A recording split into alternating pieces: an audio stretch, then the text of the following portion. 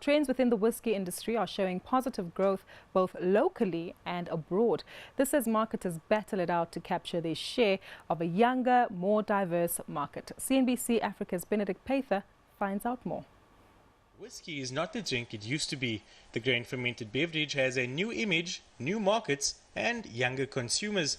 This past week, a Japanese-made whiskey knocked Scotland out of the water in their acclaimed annual Whiskey Bible ratings. Meanwhile, industry data points to the drink eclipsing vodka as the world's most popular spirit in 5 short years. South Africa has a firm stake in the whiskey revolution. The country is already the 6th biggest whiskey consumer in the world, according to the Scotch Whisky Association. The development of the black middle class, more disposable income throughout more of our population. It does appear that whiskey seems to be a drink of choice, whether that's because it's aspirational or whether it is because it's an internationally recognized product. I'm not so sure on that one, but the fact is that this country of ours consumes quite a lot of whiskey. The number of whiskey drinkers in South Africa is growing at double-digit rates. That is according to liquor producer Distell, which tracked sales for the drink between 2013 and 2014. And South Africa is not the only noteworthy competitor in the consumption stakes. Three Ships and Bains whiskey are 2 locally produced brands which have won numerous global awards and are placing South African distillers on the global map. In 2012, when Three Ships 5-year-old was chosen as the world's best blended whiskey, that really started to put South Africa onto the whiskey making map. People then really started to take notice of us. The fact that we then repeated that in 2013 with the Bains Cape Mountain whiskey just reinforced that. Both of those brands have enjoyed success at international competitions in America and also in China. This year, Three Ships Bourbon Cask Finish walked away with the best spirit at the Chinese Wine and Spirit Award. So I think the perception of quality, the perception of how good our whiskies are, that is being helped to be changed by winning these international accolades. What's helping South African whiskey is the new image of the drink. Century-old traditions are increasingly giving way to more innovative methods of production. People still sometimes believe that the more expensive a product, the better it is. The older the whiskey, the better it is. I think that is also now slowly changing. There is not as much aged whiskey available as there used to be.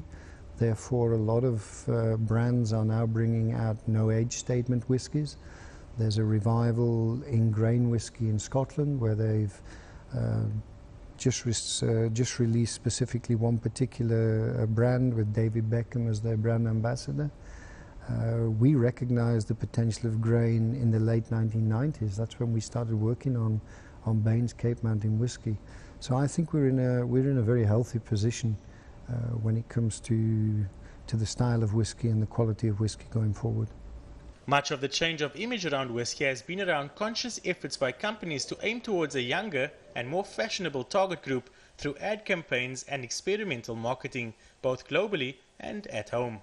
Already Ballantine's in the UK has come up with a concept of appealing to young people, and they're trying to shake the old image, and they came up with an advert of a young skateboarder in an opera house skating around to some opera music. And it was all about the legacy of Ballantine's and how they were combining old and new, traditional and classical with new street culture, which was a complete groundbreaking step in terms of advertising whiskey. Everyone's used to people in kilts walking over a grassy hill.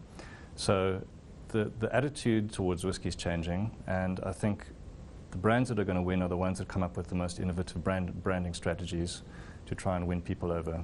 Our message is actually to educate everyone about whiskey, about the passion that's behind the whiskey. We have 2 styles of tasting. We have a self-tutored tasting. Basically, you come in and there's a variety of whiskeys that you can choose from to self-educate. So there's some information that comes through as well. And we have tutored whiskey tasting with a whiskey sommelier, Basque whiskey sommelier, which basically entices 6 whiskies, which is great. It goes from bourbon to Irish to single malts. And we pair that with food as well, like chocolate truffle and smoked salmon, gorgonzola cheese. And it's amazing to see how the flavors, and most of our guests are surprised by how well they match, because everyone's used to wine and food pairing, so no one's really heard of whiskey and food pairing, so that's very successful. Efforts such as these are opening up opportunities for new world whiskey production markets globally, South Africa being no exception. However, despite the quality accolades collected by local brands, only around 5% of local products are being exported. The local industry is young, but the odds are seemingly in its favor. Benedict Pather, CNBC Africa, Cape Town.